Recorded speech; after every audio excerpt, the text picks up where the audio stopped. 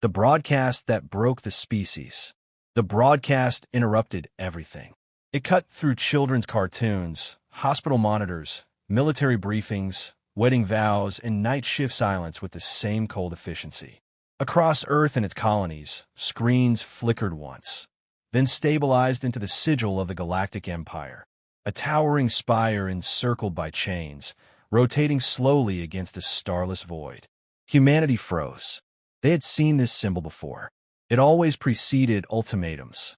This time, it preceded something worse. The Imperial High Executor appeared next, tall, elegant, in ceremonial armor polished to reflect the galaxy itself. His voice was calm, almost bored, as if he were announcing a trade tariff instead of history's most deliberate cruelty. Species designation, human, he began. Charge, irreconcilable defiance. The image shifted. 7 million figures filled the screen in vast, repeating grids, standing on platforms suspended above nothingness. No chains, no gags, no resistance, just humans, close enough for the cameras to capture faces. Mothers. Some wore work uniforms. Some held infant blankets they'd never use again. Some were old enough to be grandmothers, others barely older than girls. A few smiled faintly at the cameras, as if trying, one last time, to look brave for someone watching at home. On Earth, a man dropped to his knees in a marketplace, groceries spilling across the pavement as he recognized his wife in one of the frames. In a colony hospital, a surgeon screamed and tore off her gloves, staring at the screen where her sister stood rigid, hands shaking. In a classroom, children began to cry as teachers collapsed against desks, whispering names like prayers. The executor continued, unfazed. Human reproduction has proven incompatible with galactic stability, he said. Your species proliferates dissent, emotion, resistance. This corrective action will ensure compliance. A murmur rippled through the Imperial audience. Amusement, approval. One of the mothers stepped forward. She was small, dark-haired, with tired eyes and a calm that didn't belong in a moment like this. She looked straight into the camera. My name is Aisha Rahman, she said clearly. I have 2 sons. If you can hear me. The feed cut her off. The executor raised a single hand. Across 7 million platforms, light ignited. It wasn't fire. It wasn't an explosion. It was cleaner than that. An instantaneous molecular severance, designed to leave nothing recoverable. In less than a second, 7 million human mothers were erased from existence. No blood, no bodies, just absence. On Earth, the silence that followed was not the silence of shock. It was the silence of extinction-level grief. Children screamed until their voices broke. Soldiers punched through steel bulkheads. Entire hospital wards went dark as doctors collapsed. In one city, a woman gave birth while sobbing uncontrollably, her mother's face still frozen on a screen above her bed. The Galactic Empire let the broadcast linger. Let this be remembered, the executor concluded, as the cost of disobedience. The signal ended. Across the galaxy, alien observers debated the effectiveness of the demonstration. Some praised the Empire's decisiveness. Others noted, with mild curiosity, that humanity had gone completely quiet. No protests, no threats, no emergency transmissions. Earth's networks went dark, not from damage, but by choice. In the depths beneath Geneva, a chamber sealed for centuries unlocked itself. Keys were turned by trembling hands. Presidents, generals, scientists, civilians, none of whom spoke. They didn't need to. Every human understood the same truth at the same moment. This was not an attack on territory, not a strike against the military, not even a warning. It was a declaration that human love itself was a weakness to be punished. An ancient protocol scrolled across a shared screen, red letters stark against black. Operation status, locked. Condition for activation, confirmed. Casualties, 7 million civilians, maternal class. No one voted. No one objected. A single authorization phrase was spoken, not by a general, not by a politician, but by a woman in a plain coat, her voice steady despite the tears streaming down her face. "For the mothers," she said. The protocol unlocked. Across Earth, factories shifted production without human input. Fleets long hidden powered up in silent orbits. Artificial minds, restrained for generations by ethical chains, were given one directive and one limit only: never target children. A final message was prepared for the Galactic Empire. It contained no threats, no demands, no insults, just one sentence: "You have mistaken our mercy for weakness." The transmission was sent. In the void between stars, humanity took its first breath after the loss and exhaled something the galaxy had never faced before. The broadcast had been meant to end resistance. Instead, it ended restraint. Operation Alien Annihilation. The Galactic Empire did not realize it was at war. Not first. There were no human fleets crossing borders. No dramatic speeches broadcast to the stars. No mobilized armadas charging into Imperial space with banners raised and weapons blazing. By every metric the Empire understood, humanity had done nothing at all. That misunderstanding cost them everything. Operation Alien Annihilation was not a war plan. It was a termination sequence. Designed centuries earlier, when humanity first learned that galactic empires rose and fell on cycles of domination, it assumed one brutal truth: some lines, once crossed, could never be uncrossed. 7 million mothers was one of those lines. The first phase began without a single human vessel being detected. Imperial shipyards around the Carthos star flickered into chaos as their construction AIs began issuing contradictory commands. Hulls fused incorrectly. Drives calibrated themselves into failure states. Within minutes, half-completed warships tore themselves apart in vacuum. Not from sabotage, but from instructions the systems believed had come from their own creators. Imperial engineers screamed about software corruption. They were wrong. Humanity had not hacked their machines. They had taught them something new. Across dozens of Imperial systems, stellar observatories recorded sudden, inexplicable fluctuations. Stars that had burned steadily for billions of years began emitting mathematically precise bursts of radiation, too controlled to be natural, too elegant to be random. Humanity had learned how to speak to stars, not to destroy them outright. That would have been inefficient, but to persuade them to misbehave just enough. Shipyards, orbital stations, and military hubs bathed in tailored solar storms found their shields overwhelmed and their power grids fried in seconds. The Empire lost 12 major logistics centers in the first hour. Still, they did not declare war. They issued demands. Humanity will cease hostile interference, an Imperial communique announced, or face consequences. No response came. Instead, the second phase unfolded. Imperial communication relays began broadcasting ghost messages, fragments of data that looped endlessly through their networks. At first, it was dismissed as noise. Then officers began reporting nightmares, shared across entire fleets. The same faces, the same screams, the same moment of light. 7 million mothers, replayed again and again, encoded not as images but as experience. Humanity called it a mimetic echo. The Empire called it madness. Fleets stopped responding. Admirals locked themselves in command chambers, begging for the voices to stop. Some fired on their own ships, convinced humans were hiding aboard. Others simply powered down and drifted, systems intact but crews psychologically broken. Still, no human ships appeared. In the sealed command nexus beneath Earth, the architects of Operation Alien Annihilation watched the data streams in silence. They had all lost someone. Some had lost everyone. This was not vengeance. This was sanitation. Phase 3 began with a single broadcast.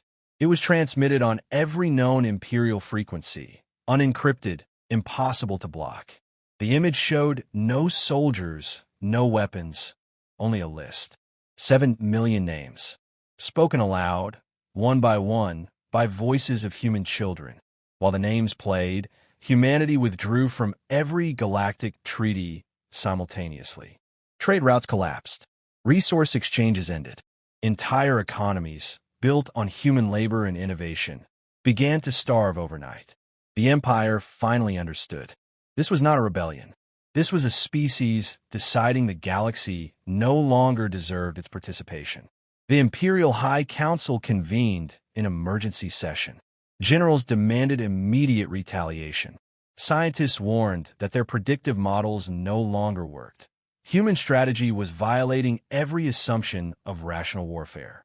How do you fight an enemy who does not want territory? One counselor asked. No one answered. Because humanity did not want territory. Humanity wanted absence. The first human warships were detected 3 days later, not attacking, not advancing, but existing just beyond Imperial sensor range. Their presence alone caused panic. Crews remembered the broadcast, the mothers, the light. A message finally came from Earth. One sentence. You targeted those who gave us life. We will remove everything that gives your empire meaning. As Phase 4 activated, Imperial leadership began disappearing. Not assassinated, not imprisoned, but erased from all records. Databases rewrote themselves. Statues crumbled. Entire bloodlines found their histories wiped clean, as if they had never mattered. Humanity was not killing the Empire. They were unmaking it. And the galaxy, watching in stunned horror, began to understand the terrible rule humanity had always lived by. When humans go to war, they fight to win.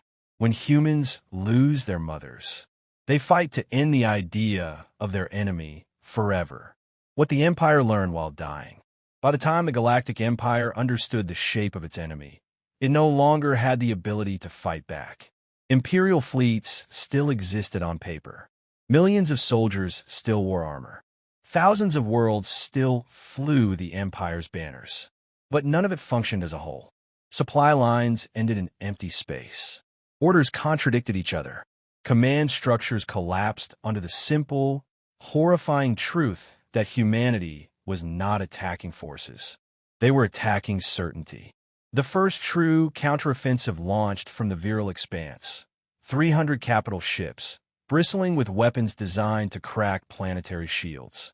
They never reached their jump points. Navigation systems recalibrated mid-flight, convinced they were already under attack. Collision alarms screamed. Ships veered, clipped one another, and shattered into expanding clouds of debris. Survivors reported the same thing before their channels went dead. They heard crying, not through speakers, not as sound, but as memory. The sensation of being held, of warmth, of safety, followed by sudden absence. Hardened soldiers froze, weapons drifting from numb hands, minds overwhelmed by emotions their species had never evolved to process. Humanity had learned something vital long before first contact. Every intelligent species loves something, and love, once weaponized, was devastating.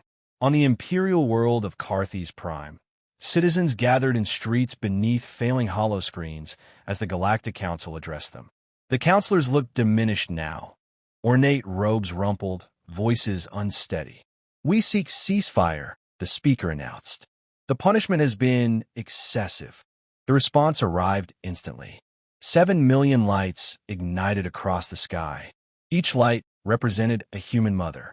Each pulsed once, in perfect unison, before fading. The message carried no audio, no text. It didn't need to. The crowd understood. This was not punishment. This was consequence. Across the Empire, human forces began doing something unexpected. They stopped destroying infrastructure and started disassembling it. Power grids were severed carefully. Military factories were shut down without explosions. Agricultural systems were left intact. Children were never harmed. When Imperial commanders begged for mercy, they were told the same thing every time. Mercy was exhausted on the broadcast. Human soldiers, when finally seen, wore no emblems of rank. Only black bands on their arms, each etched with a single name. They spoke little. They did not celebrate victories. They moved like mourners through a funeral that spanned star systems. One captured Imperial general, bound and shaking, finally asked the question every alien mind was screaming. "Why leave our civilians alive?" he demanded. "Why not finish us?" The human officer facing him did not raise his voice. Because they didn't choose this, she said, and because they need to remember who did. That answer spread faster than any weapon. Entire imperial worlds surrendered without a fight, not out of fear of death, but fear of what survival would mean under humanity's gaze. Soldiers deserted. Admirals sabotaged their own ships. Some species formally renounced the Empire, tearing down banners and erasing oaths sworn generations earlier. The Galactic Council fractured. Some members fled. Others locked themselves in fortified chambers, convinced humanity would come for them personally. They were wrong. Humanity did not need to kill them. Instead, a final archive was released, an unalterable historical record broadcast to every sentient species. It showed the execution again. But this time, it showed what the Empire had cut away, messages the mothers had been recording for their families. Bedtime stories, apologies for missed birthdays, words of love spoken calmly into cameras they knew might be their last witnesses. The galaxy wept. On Carthes Prime, riots broke out, not against humanity, but against the Council. The speaker was dragged from the chamber by his own citizens. Statues of imperial founders were pulled down and shattered. The Empire was still breathing, but it was no longer believed in. In the human command nexus, an analyst spoke quietly. The Empire is functionally dead. A general shook her head.